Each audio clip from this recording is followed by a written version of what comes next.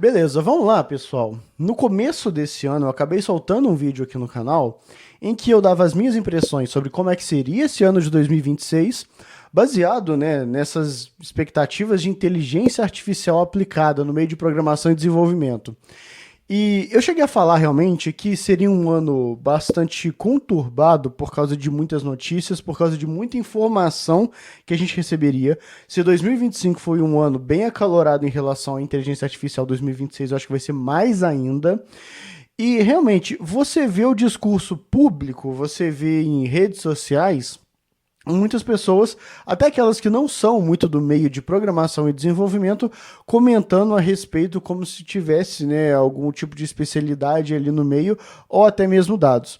Eu quero conversar um pouco sobre isso e eu quero particularmente dar a minha impressão do que eu tenho visto em relação a alguns resultados com inteligência artificial. Quero trazer aqui também, né, um estudo lá do Model Evaluation and Treatment Research. Acabei descobrindo esses caras, eles fazem estudos com dados sobre a utilização de inteligência artificial.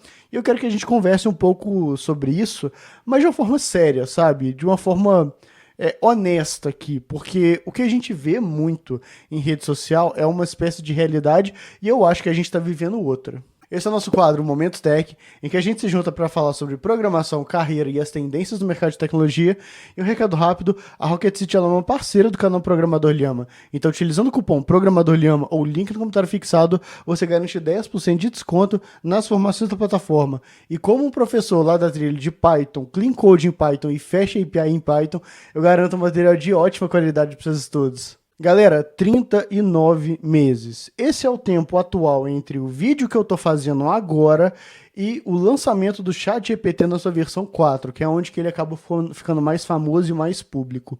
E nesse período de tempo, até menor eu diria, a minha produção de software ela mudou muito, mas mudou abruptamente. Teve outros momentos em que eu tive uma grande mudança na minha produção de software. O primeiro foi quando a gente começou a utilizar, né, essa parte de front-end responsive com React, Angular e Vue. Então a minha produção de software também mudou quando tiveram, né, essas novas adoções de ferramentas e também quando a gente começou a falar sobre microserviços. Essas foram as mudanças mais bruscas que eu tive nas minhas produções. No entanto, nenhuma delas se compara à utilização de inteligência artificial do jeito que a gente está utilizando hoje em dia. E desde que foram lançadas essas ferramentas, todo tipo de desenvolvedor, toda santa hora, ouvia que o seu trabalho ia acabar. Que o cara ia parar de mexer com código, que inteligência artificial faria todo o código e tudo mais. Aí chegou até um momento, não sei se você lembra disso, acho que foi em 2024, que eles fizeram uma inteligência artificial chamada Devin, né? Devin, não sei, que era exatamente para tentar simular uma espécie de engenheiro de software ali, né, no teu trabalho, né, com inteligência artificial. E eles acabaram não tendo tanto resultado assim, tanto que hoje em dia essa inteligência artificial ela nem é tão famosa entre as mais populares. Mas foi isso que foi acontecendo, sabe? E hoje em dia, na verdade, basta você ver qualquer tipo de pessoa mais voltada a essa área de informação digital ou de vendas no digital e tudo mais, que elas acabam falando um pouco sobre inteligência artificial. E acabam falando até de um jeito um pouco esdrúxulo, como se a inteligência fosse fazer tudo que você precisa e você não precisa mais se preocupar com coisas muito absurdas. Era exatamente esse, né, o tipo de preocupação, o tipo de discurso que algumas pessoas foram soltando por aí. Mas agora, pessoal, eu realmente quero trazer a minha visão do que eu estou vendo aqui, porque eu, sinceramente, vejo que está tendo uma dissonância muito grande entre o que a gente vê, por exemplo, em algumas propagandas, em alguns discursos por aí, com o que realmente acontece na parte de programação e desenvolvimento. Igual eu te falei, eu trouxe, né, um estudo aqui dessa rapaziada que é o Model Evaluation e Treatment Research, que eles fazem alguns estudos, né, voltado à inteligência artificial, mas com dados, mostrando algumas performances, alguns resultados e coisas do tipo. E eles fizeram, na verdade, um estudo lá, olha, no início de 2025, na produtividade de desenvolvedores experientes de código aberto, ou seja, eles fizeram dedicado para open source.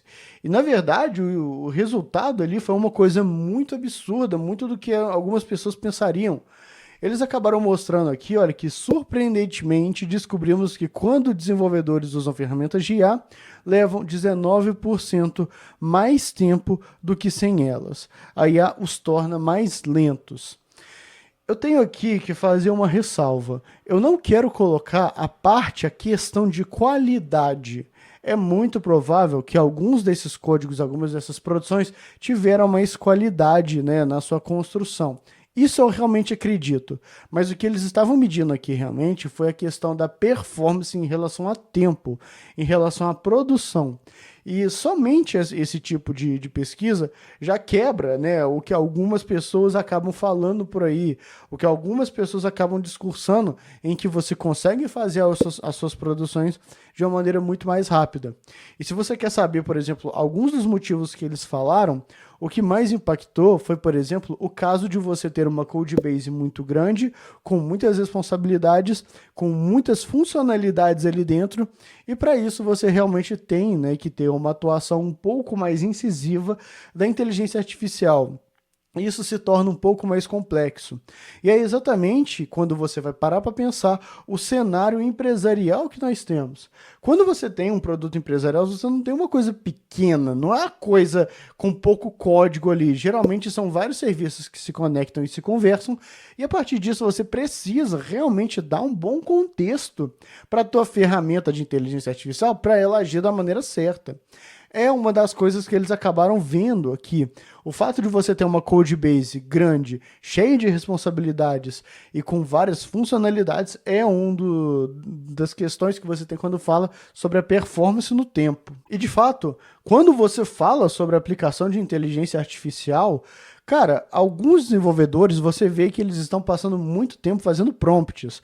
E não é que isso seja prejudicial. Só que quando você faz isso, quando você tenta colocar mais contexto, muitas das vezes você acaba realmente gastando um baita tempo naquele tipo de produção. Se você já é uma pessoa, por exemplo, que conhece as aplicações que você está mexendo e está atuando de uma maneira pontual, eu realmente acredito que a inteligência artificial pode agir ali no seu código e pode te ajudar com muito mais facilidade. É claro que aí entra toda a parte de um contexto, toda a parte de um conhecimento prévio que você acaba colocando ali, né, no teu projeto. Só que o que eu quero falar é que a questão de tempo, na verdade, eu vejo ela de um outro modo. Eu mesmo, né, acabo demorando um pouco mais nas minhas produções, justamente por perguntar para as inteligências artificiais sobre como que essa minha produção aqui elas se encontra, né? Será que eu posso melhorar isso daqui? Principalmente a questão de testes unitários.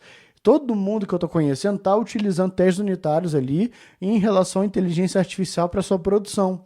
E é uma coisa muito boa. Só que a gente tem, né, que realmente colocar as cartas na mesa.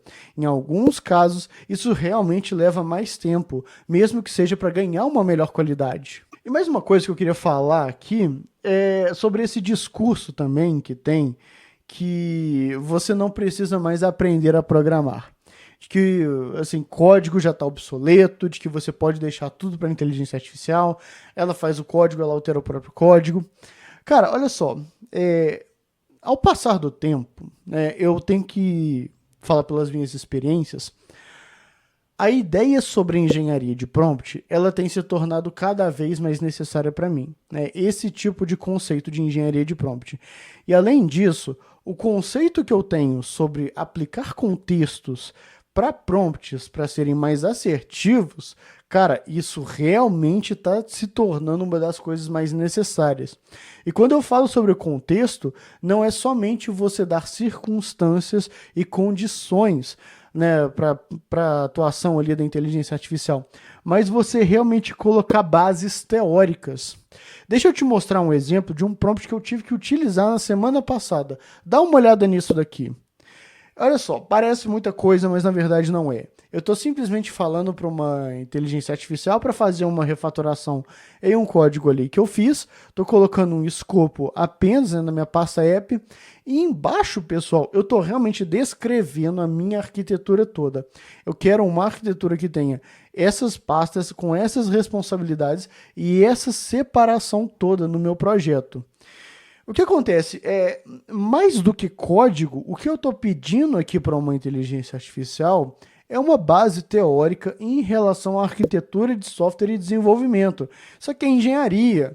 Isso aqui não é, por exemplo, simplesmente estar pedindo uma implementação à toa.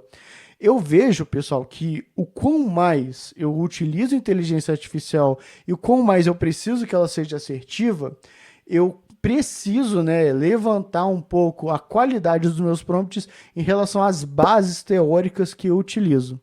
Eu nunca fui tão cobrado quanto agora de entender bases teóricas para colocar ali nos meus prompts, para ter uma conversa melhor com a inteligência artificial. E isso vai totalmente contra aquilo que eu ouvia sobre os devs vão parar de existir, você não precisa mais de programadores, isso daí de código já não tem mais valor. Cara, olha só, num ambiente em que eu sou necessário para colocar muita base teórica nos meus prompts, bom, eu acredito, na verdade, que essa parte, essa profissão de programadores e desenvolvedores está se tornando cada vez mais necessária. Pelo menos se a inteligência artificial for capaz de fazer tudo que é código e for capaz de fazer com toda a perfeição a produção que a gente precisa, pelo menos eu acho que arquitetos e engenheiros de software isso vai ser necessário. Desenvolvedores vão se tornar arquitetos e desenvolvedores e engenheiros de software por causa da necessidade da base teórica. Bom, pessoal, isso foi mais um desabafo do que um vídeo. Eu não tinha um roteiro, falei aqui por mim mesmo. Eu quero saber o que você acha. De verdade, eu tive esse monólogo inteiro aqui e tudo mais. Coloque aqui nos comentários. Você concorda comigo? Você discorda de mim? Você teve mais performance nas suas produções? Eu tive em alguns pontos, mas eu perdi, né, tempo em outros em questão de ter uma qualidade melhor. Isso eu tenho que ser sincero aqui entre a gente. O Rafa ficou mais lerdo com inteligência artificial. Realmente, em algumas partes, sim. Só que a qualidade eu vejo que melhorou. Bom, é isso que eu tenho para falar para hoje. Espero que você tenha gostado. Deixa o teu comentário e vamos trocando essa ideia. A gente se vê nos nossos próximos vídeos e até mais.